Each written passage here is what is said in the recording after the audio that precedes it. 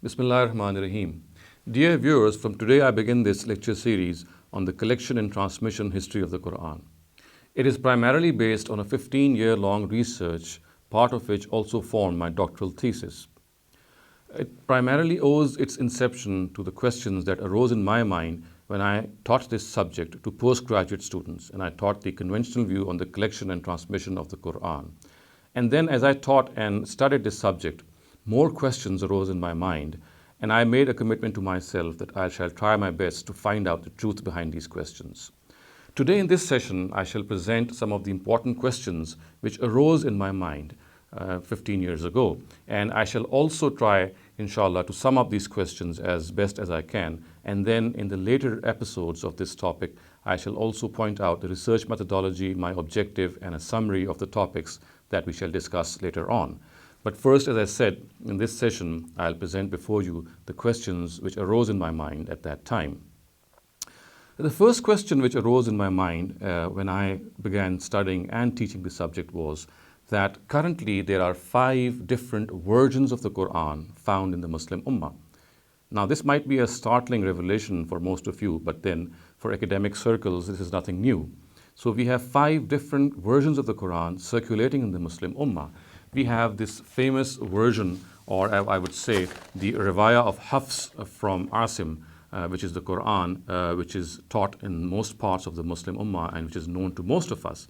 And these Qur'ans, as I would point out, are actually named after a famous reciter who used to recite the Qur'an in a particular way. And when I say reciter, it does not merely refer to pronunciation, it also refers to variation in words. So when I say there are 5 versions, it means that there are 5 different versions which have different words at times. There are verbs which are different. There are nouns which are different. There is a difference between plural and singular. There's a difference between declensions or the i'rab. And then we have other differences as well. So the first of these Qur'ans, as I said, which circulates in most of the Muslim Ummah, is called the Riwayah of Hafs from Asim. And the second of these versions is called the Riwayah of Warsh and Nafi.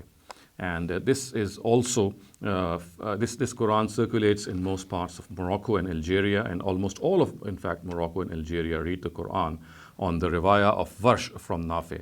Warsh and Nafi, and as I previously said, Hafs and Asim, all these are reciters. Hafs is the student of Asim, and similarly Warsh is a student of Nafi. And Asim lived or died in 127 Hijrah, and Nafi himself died in 169 Hijrah.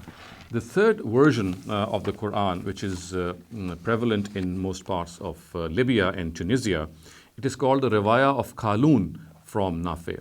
Now, Nafi, again, he had 2 students. The previous version was from Warsh, and this is from his other student, Qalun. So this is the third version of the Quran. Now, the fourth version of the Quran is found in parts of Sudan, and this is called the Riwayah of Ad-Duri from Abu Amr. Abu Amr is also another reciter of the Quran. And may I also point out that Asim himself lived in Kufa and Nafi in Medina, and Abu Amr, of whose qiraat I'm just mentioning, he's lived in Basra. And as I said, his Quran is found in most parts of Sudan. And finally, we have the Quran of Hisham. The Riwayah of Hisham from the qiraat of Abdullah ibn Amir. Abdullah ibn Amir was a reciter of Damascus, and he died in 118 Hijrah.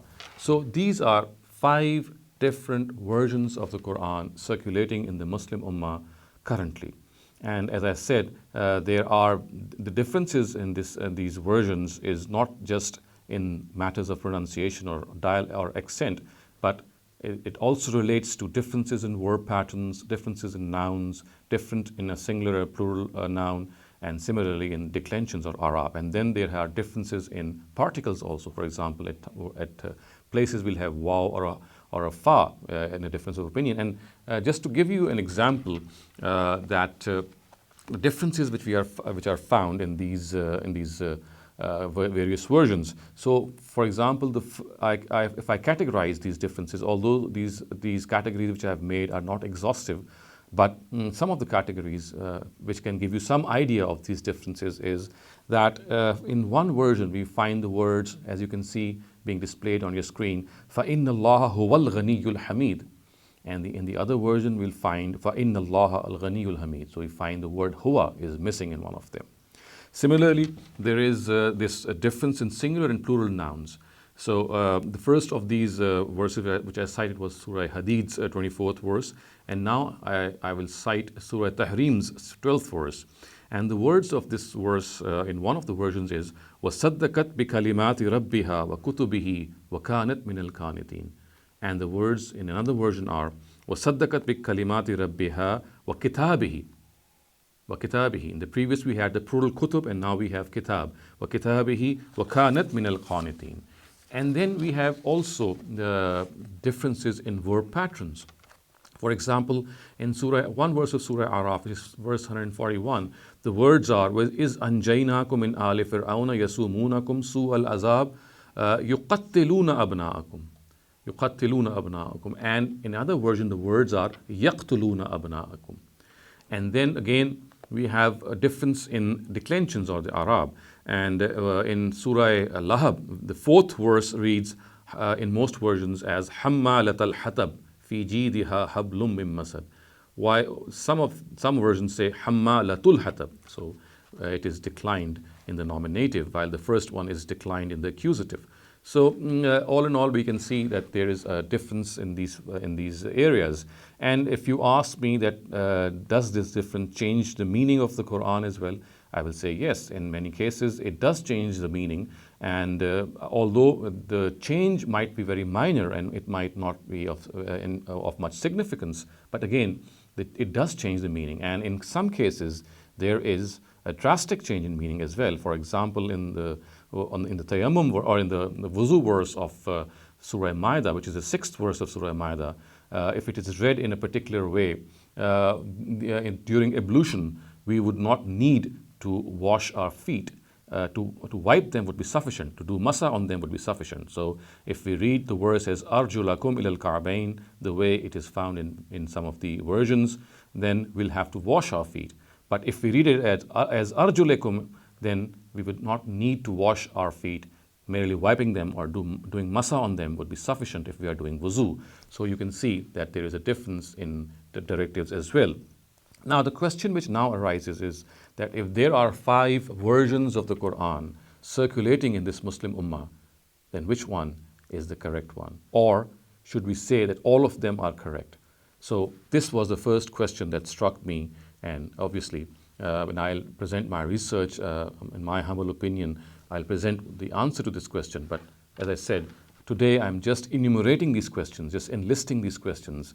And the first of them, as I said, which wonderstruck me and dumbfounded me was that there are at least five versions. And I'm saying this because there are other versions also which are classically accepted.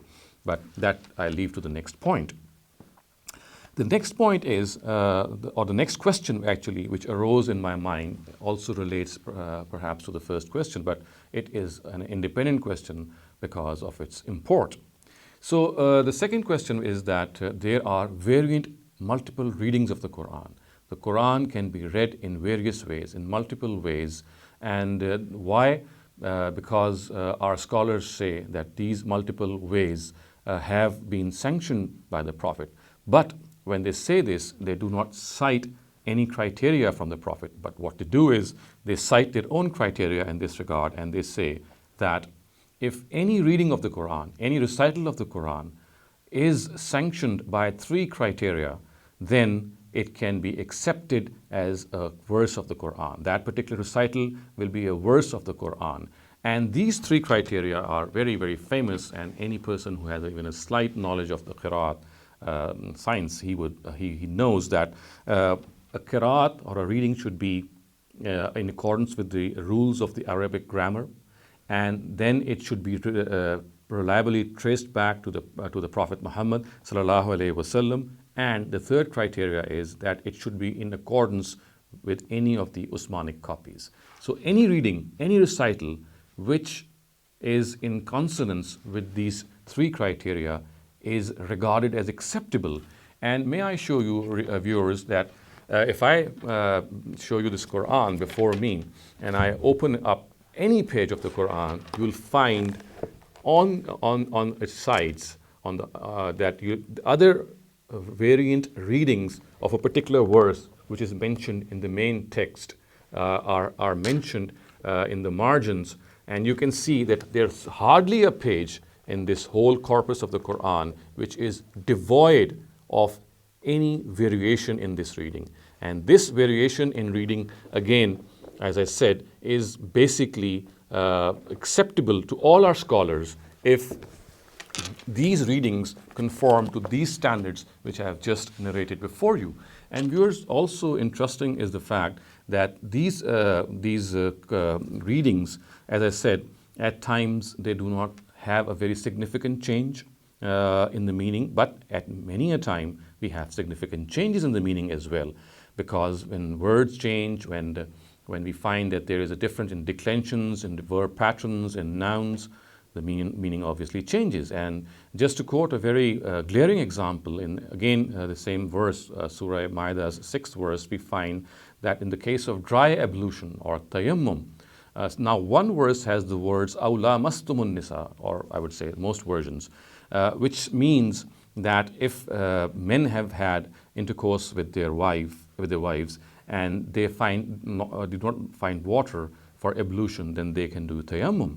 However, in one of the other versions, which is or one of the other recitals, which is attributed to Hamza, a famous reciter of Kufa, the words are lamastumun nisa, which means that this is only allowed if a husband has kissed or touched his wife, and then he finds no water, and then he can do dry ablution. So in lamastumun nisa, the version which says lamastumun nisa, it would mean that dry ablution is allowed in the case of sexual intercourse between a husband and wife. But in the case, if the verse is read as lamastumun nisa, that is without an alif, it would mean that it is only allowed if they have kissed or touched each other.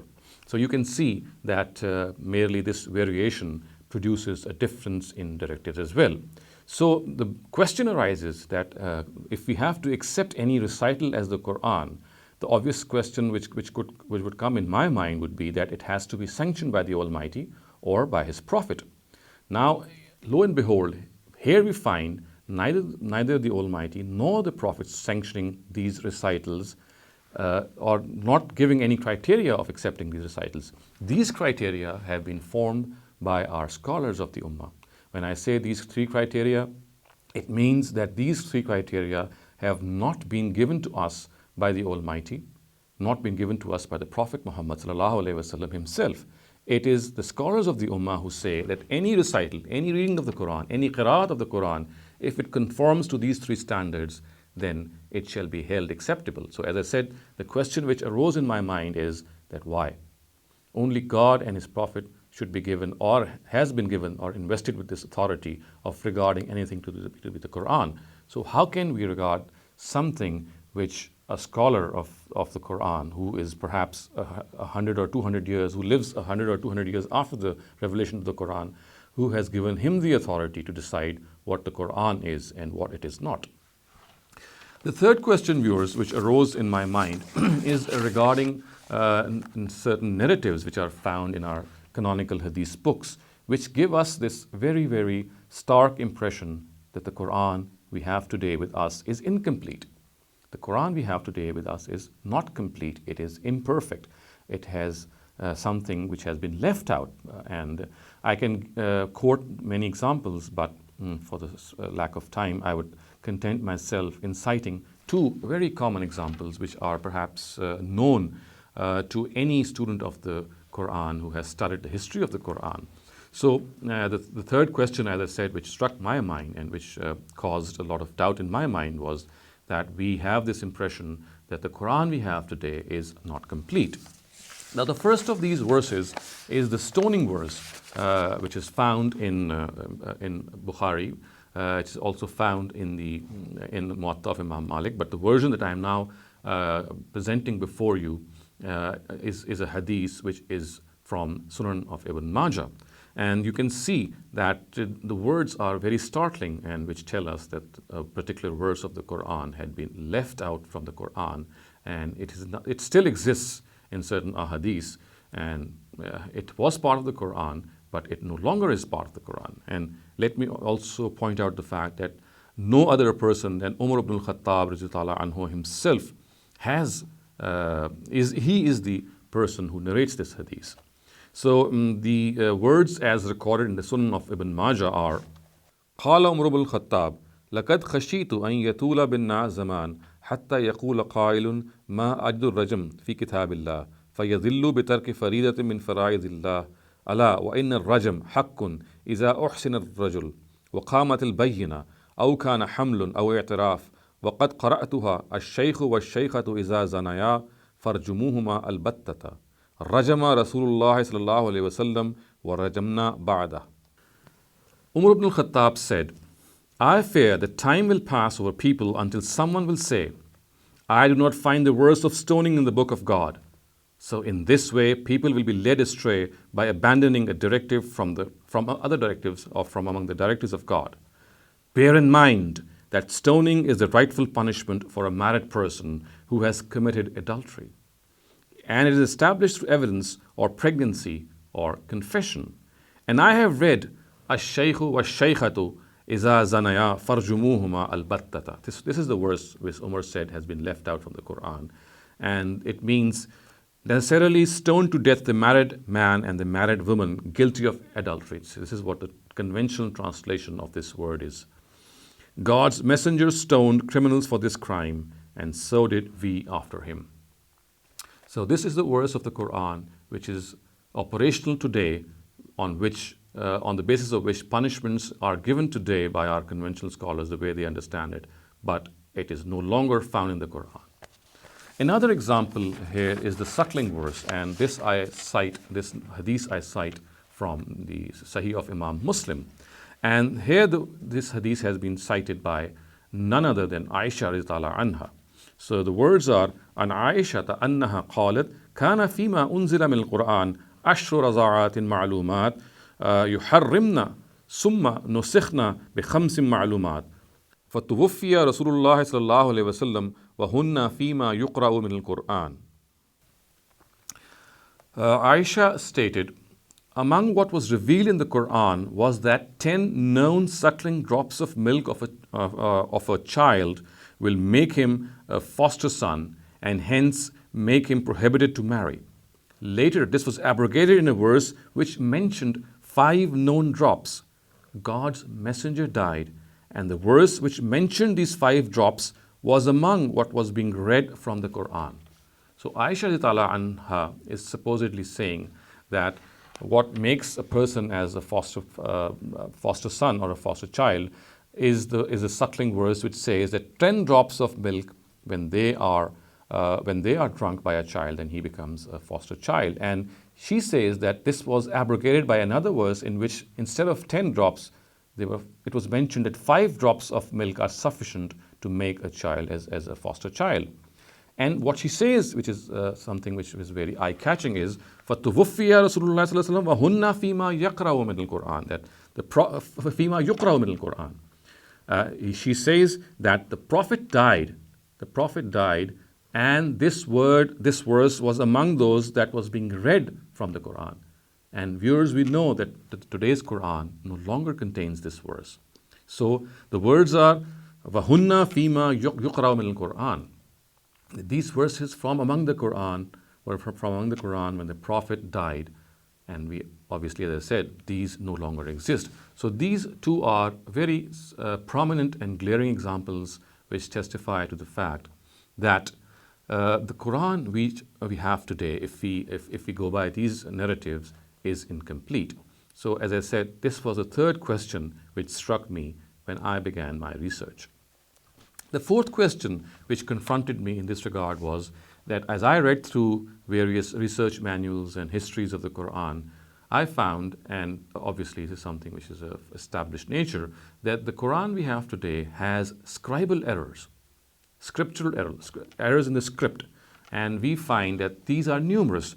Thus, for example, we have extra vowels mentioned in various places which are regarded as redundant. They are written, but they are regarded as redundant by the oral tradition.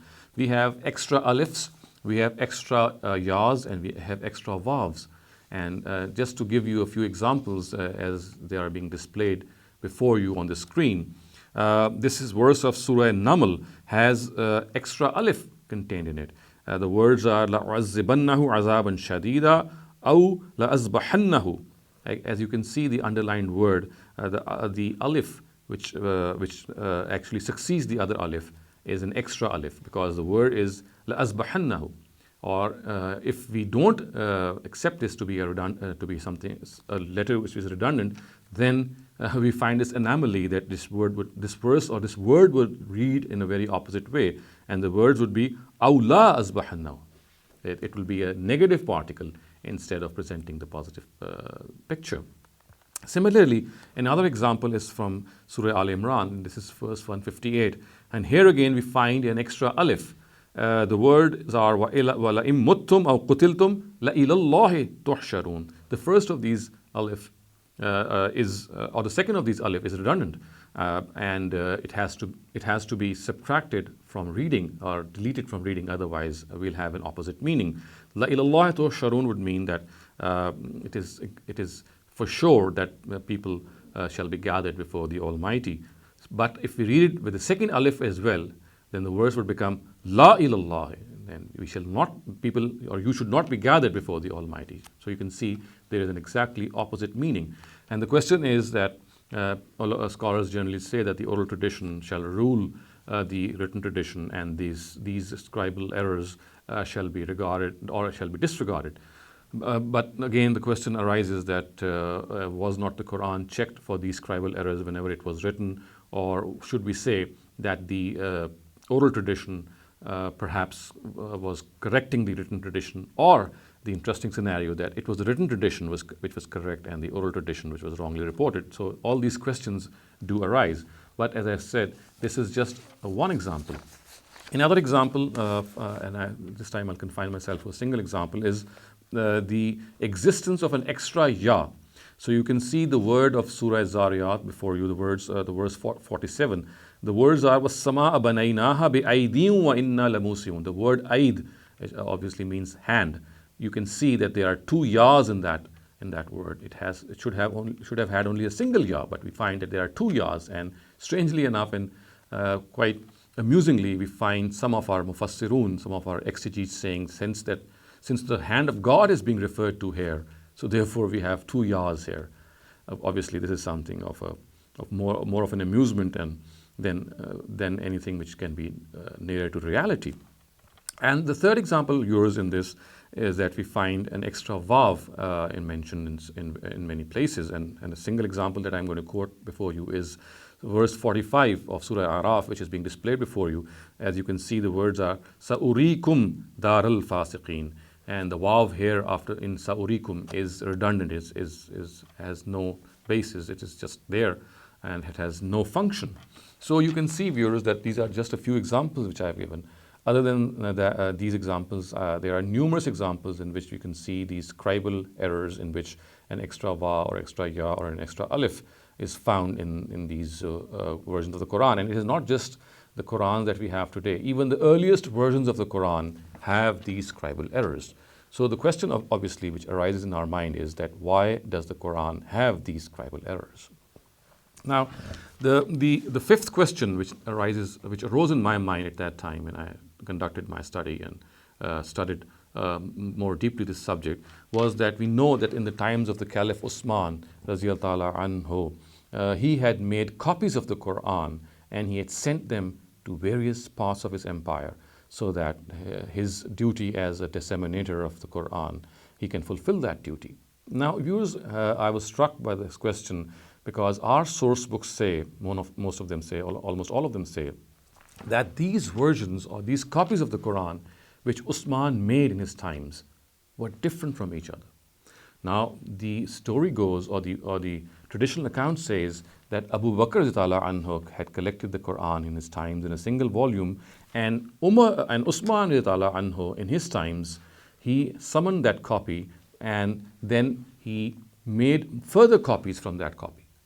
Now, one would obviously expect that if copies are being made from a Qur'an, then they have to be true copies. They have to reflect exactly what the original copy said.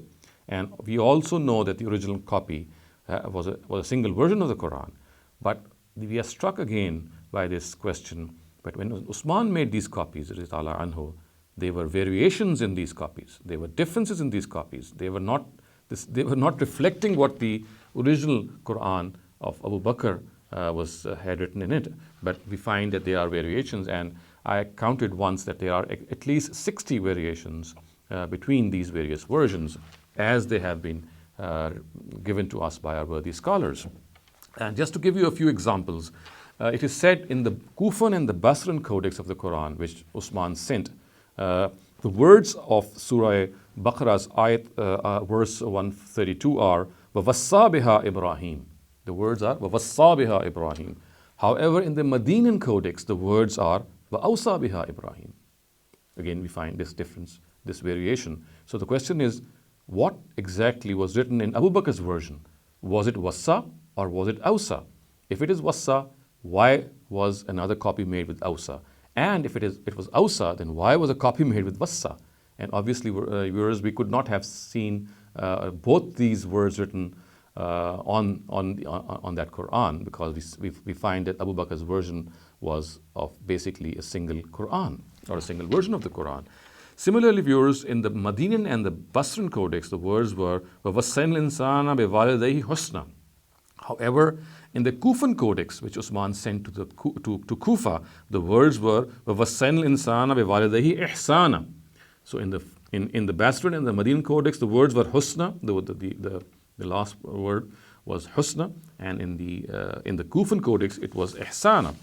And again, another example, in the Iraqi codex, the words were هُوَ الَّذِي يُسَيِّرُكُمْ فِي الْبَرِّ وَالْبَحْرِ. But in the Syrian codex, the words are هُوَ الَّذِي يُنْشِرُكُمْ فِي الْبَرِّ وَالْبَحْرِ. So we have a difference of words. In the Iraqi codex, the words were يُسَيِّرُكُمْ, and in the Syrian codex, the words are يُنْشِرُكُمْ.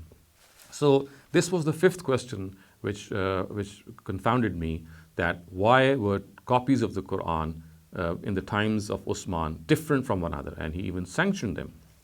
The sixth question which arose in my mind at that time was that basically the accounts of the collection of the Quran and its transmission have been mentioned in our Ulumul Quran books.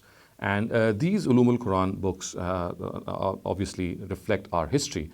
But then again, these Ulumul Quran books are basically recounting what our initial Hadith books have mentioned, what has been mentioned in these Hadith books. That's, for example, Imam Bukhari's Al-Jami' al-Sahih or Imam Muslim's Al-Jami' al-Sahih, and the rest of the the canonical books. Whatever has been mentioned in them, they are basically our sources of the collection of the Quran narratives as well as its transmission. But when I studied the accounts or the earliest histories of Muslims, in particular of the Tabaqat of Ibn Sa'd, who died in 230 Hijrah, then the Al-Ma'arif of Ibn Qutayba, and similarly Tabari's Tarikh, I found these are the three earliest of Muslim histories. I found that there was an absolutely lack of corroboration from these accounts. And when I say this because that all these books, in particular the Tabaqat of Ibn Sa'd, it mentions the biographies of all the famous companions. It mentions the biographies of people who figure in the collection of the Quran narratives, people like Usman, people like Umar, anhu. Similarly, we find Hafsa, anha. We find people who had been assigned the task of collecting the Quran, like Zayd ibn Sabit, Abdullah ibn Zubair, and others. We have biographies of all these people. We have the biography of Huzaifa ibn al-Yaman, the famous general of Usman, who had actually reported differences in reading the Quran. But what fails to find mention in all the biographies of all these people in these books is that they had nothing to do with any collection of the Quran role which they have alleged to play in our Hadith books. So this is a question which became a question mark in my mind, that why is it that Hadith books report a collection and transmission story or history of the Quran, and this collection and transmission history should have found mention in our history books as well, because these history books actually they relate and narrate the biographies of people who were involved in collecting and transmitting the Quran. But when we find these people being mentioned in our history books, in particular, I'm referring to the collection of the Quran narratives and the people who were involved in this in the times of Abu Bakr anhu and Usman anhu, we do not find that these people had any role which our hadith books have portrayed regarding these people. So this is my sixth question which arose in that time. The seventh question which arose in my mind was that the chains of narration of these collection of the Quran narratives are extremely weak, and they more often than not, in most cases, they hinge on a single narrator, a single person from whom it is disseminated. In the first couple of tiers, it is narrated by single people. Now, it is a very common established norm of historical criticism that when things of all-pervasive nature are mentioned by a few individuals, then they come to question. When the nature of something is such that it has to be transmitted, or it should have been transmitted by many people, but we find just a single person narrating it, and after him, a single person narrating it as well, then it comes to question that did this event actually take place or not? Because if it had taken place, there would have been multiple people reporting the same event. Whereas in most cases, as I shall point out in my later lectures and talks, that they all hinge upon single people and single strands who report these narratives. So it is this weak nature of this transmission that struck me when I was doing my research. The eighth question which arose in my mind was that there is a serious and a severe difference in the reporting of the collection of the Quran in the Sunni and the Shiite books. We have absolutely different Sunni and Shiite accounts of the collection of the Quran. The Sunni accounts regarding the collection of the Quran have a different version of this collection, and the Shiite accounts, which are primarily based on the Kitab of Sulaym ibn Qais, Tabrasi's Al-Ihtijaj, and Ali ibn Ibrahim al-Qummi's Tafsir al-Qummi, the way these books describe the collection of the Quran, and obviously they point out that it was Ali radhiyallahu anhu who was the first person who had collected the Quran, he brought it over to the Sahaba, the companions who were gathered at the Saqifa of Bani Sa'ida, busy in electing the next caliph or the successor of the Prophet. When he had come over to them and presented the Quran, which was with him, and he had said that it was given to him by the Prophet, and he had collected it, and he has brought this before them. But it was not accepted by the companions, as the Shiite sources say. And the Sunni sources, on the other hand, present a very incomplete picture, and they reject this, or they have a different version of how Ali was involved in this collection of the Quran. And according to them, it was Abu Bakr anhu who, after the death or demise of the Prophet, when there was a battle of Yamama going on between Musaylama ibn Kazzab, and a number of reciters of the Quran had died, did he embark upon the first collection of the Quran as he was advised by Umar radhiyallahu anhu. So we find two conflicting versions in two of the mainstream sects of Muslims. Now, the ninth question which arose in my mind was that a famous companion of the Prophet, Abdullah ibn Masud, he is someone who was very close to the Prophet, one of his earliest companions. Now, he is a person from whom you could least expect what I'm going to just narrate before you. He said that the Mu'awwizatayn, or the last two surahs of the Quran, Surah Falaq and Surah Nas, they do not belong to the Quran. It was his view that these two surahs were not part of the Quran. And as it has been reported, that Kana Abdullah yahukkul mu'awwizatayn min masahifihi, that he would delete the mu'awwizatayn, the last two surahs of the Quran from the Masahif. وَيَقُولْ إِنَّهُمَا لَيْسَتَا مِنْ كِتَابِ اللَّهِ تَبَارَكَ وَتَعَالَى. And he would say that they do not belong to the book of God. So this is what Abdullah ibn Masud would say, as has been recorded by our hadith books. Now, the 10th question which arose in my mind was regarding the arrangement of the surahs in the companion codices. Now, as you can see, the order of the Quran Quranic surahs in Abdullah ibn Masud's codex and of Ubay ibn Ka'b's codex is being displayed before you. And this has been brought to surface by Ibn Nadim's Al-Fahrist and Suyuti's Al-Itqan. And they have displayed this arrangement in their own books and said that this is how the Quran was arranged in the companion codices. Again, this question struck me that if the Quran had a different arrangement in different companions and the Quran of Usman again had a different arrangement, then which is the correct arrangement? Why should we give up the arrangement of the other Sahaba and we stick to the arrangement which is found in the codex of Usman anhu? So the numbers that you see, viewers, being displayed before you are the numbers which are found, are the number of the surahs. They represent, each number represents a surah in the Usmanic codex. So these numbers actually are the surahs which are the Usmanic surahs, and the way they have been arranged in these two codices of Abdullah bin Masud and Ubay ibn Ka'b respectively, you can see how starkly this arrangement is different in their codices. Now, the 11th question which struck my mind is that the orthography of the Quran, or the orthographic history of the Quran, in which vowel sounds and diacritics were inserted and the way it has been mentioned, it actually belies common sense. And the history which is generally recorded in various orthography books is that the vowel sounds were first of all, it is said that the text written, the earliest text, was devoid of vowel sounds and was also devoid of diacritics. And that would mean that the way a word should be pronounced and the way a word actually is, similar words which differ with each other by virtue of diacritics, this would not be available, it would not be apparent in that skeletal text. It is said that the vowel sounds were inserted first, and then later on, in the times of Hajjaj ibn Yusuf, the diacritics were inserted. So Abul Aswad al-Duwali is the person who first inserted the vowel sounds, and later on, about 2 or 3 decades later, Hajjaj ibn Yusuf in his time summoned some of the other people who actually then inserted diacritics. Now, the common sense question which came to my mind is that should it not have been the reverse? Because diacritical marks, or the nuqat, they are an inseparable part of a letter.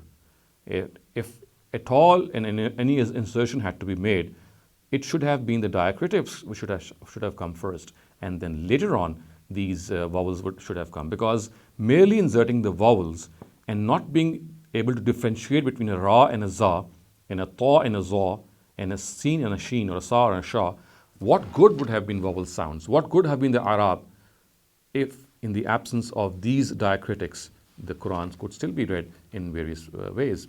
So in my mind, the history of this history of the orthography of the Quran, the script of the Quran, presented a very, very strange question.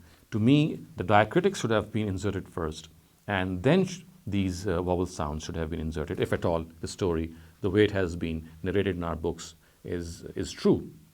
So this is what the question that struck my mind, and it formed the 11th question. Now, the 12th question which struck my mind and which also caused doubt in my mind was that famous narrative which most of you would be knowing is the revelation of the Quran on 7 ahruf. It is said that the Quran has been revealed on 7 ahruf, and this again, this narrative is found in Bukhari, it is found in Muwatta, it is found in its variations are so many that most of our scholars regard this narrative to be mutawatir. They say that it is a mutawatir hadith, and strangely, not a single person is in a position to decipher what actually is the meaning of this narrative. We find different opinions, a plethora of opinions, people citing over 30 interpretations of this narrative. And a person of the caliber of Imam Suyuti has said that this narrative is among the mutashabihat, or the meaning of which is only known to God. And viewers, this narrative is one of the basic narratives in Muslim transmission and collection Quran history, because it is this narrative on the basis of which multiple readings of the Quran are accommodated and allowed. And lo and behold, we find that our Muslim scholars, they have different opinions regarding this narrative. When it is said that the Quran was revealed on 7 ahruf, we are not in a position to definitely say what this aruf means and what the word or the letter 7 or the number 7 refers to. Thus, for example, some very common interpretation is that some people say that the 7 ahruf are 7 ways of pronouncing a word. Some say that there are 7 types of Quranic verses. This is what the meaning of 7 ahruf is. Other people say that 7 denotes 7 dialects of Arabia. Some other people say that 7 denotes 7 different types of Quranic verses, and so on and so forth. And we have even scholars who say that it denotes 7 synonyms of the Quran. So there are so many different versions of interpretation of this narrative, and it is so central to the collection and transmission of the history of the Quran, and finding so much diverse opinions and people who have different opinions regarding this narrative and still accepting it to be a central narrative in the collection and transmission of the history of the Quran, in spite of accepting the fact that we are not very sure what it means, is again something which really dumbfounded me. Finally, viewers, the 13th question, and I would say that these are some of the questions which I am citing before you. There are several others as well which came to my mind, but these are some of the ones which I would present before you. So the final question which came to my mind was that we are generally introduced and told that the Quran was transmitted in such a manner that there were thousands of memorizers of the Quran. There were heaps, and there were such a large number of people who had memorized the Quran partially and completely, and then these memorizers had transmitted this memorized Quran to the next generation, and so on and so forth. And such was this large number of memorizers of the first generation in the time of the Prophet that any transmission of error was rendered as secure. But on the contrary, we find a Muslim hadith book as highly regarded as the Al-Jami' al-Sahih of Imam Bukhari, presenting 2 narratives which say that actually there were only 4 memorizers of the Quran who had memorized the Quran in the lifetime of the Prophet. And this is obviously in stark contrast with the claim that there were thousands of memorizers. The words of this narrative, as recorded in the Jami' al-Sahih of Imam Bukhari, are it is reported by Anas ibn Malik. He says, "Matan Nabi walam yajma'il Quran ghayru arba," and then he names those 4 persons: Abu Darda, Muaz ibn Jabal, Zayd ibn Sabat, Abu Zayd. So it says that these are the 4 people. Only the style is very restrictive. It says, "Lam yajma'il Quran ghayru arba." Only 4 people had memorized the Quran. I'm saying memorized because most of our scholars interpret this narrative, the word jam'a, to connote memorization. So in the presence of this narrative that only 4 people had memorized the Quran, the claim that thousands and thousands of memorizers were there who had memorized the Quran and then transferred it to the next generation, this contradiction has to be resolved. Either the first one is correct or this is correct. So again, this was a question that struck my mind, and it urged me to find what the truth was. So viewers, this is a summary of some of the questions which I have presented before you, and inshallah in the next session I will further elaborate on how I have taken upon myself to research out these questions, and I will also outline the methodology of my research, also give the justification and the nature of my research, and also present a summary of the topics that I will cover in my later lectures. And I pray to God that He grant me the sagacity and the wisdom and the power of speech to properly present this research before you. And I also pray to God that in this research, whatever truth has come to my mind, that I should accept it the way it has come before me. And I also pray to God that this truth which I propagate, I shall always be flexible, that if any critique comes upon it, it convinces me, I shall change my opinion and always try and see what the truth is in this regard. أقول قولي هذا واستغفر الله لي ولكم ولسائر المسلمين والمسلمات.